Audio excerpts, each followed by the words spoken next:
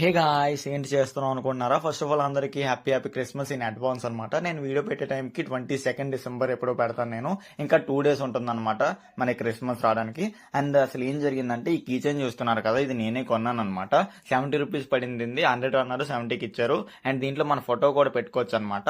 అసలు ఏం జరిగిందంటే కాలేజీలో ప్రీ క్రిస్మస్ చేద్దాము 22 డిసెంబర్ అన్నారనమాట.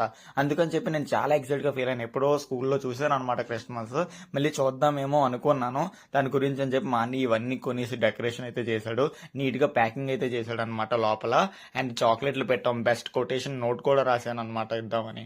కాకపోతే తర్వాత రోజు కాలేజ్కి వెళ్తే ఏమన్నారంటే మనకి ఫెస్ట్ ఉంది జనవరిలో, అది చేసుకోండి, ఇవేమీ చెయ్యము అని చెప్పి మా ప్రిన్సిపల్ అయితే చెప్పేశారంట. అందుకని చెప్పి మొత్తం క్యాన్సిల్ చేసి పడిస్తారు. ఇంకేం చేయలేక ఇంటికైతే వచ్చేసాను అనమాట, చాలా డిసప్పాయింట్ అయ్యి.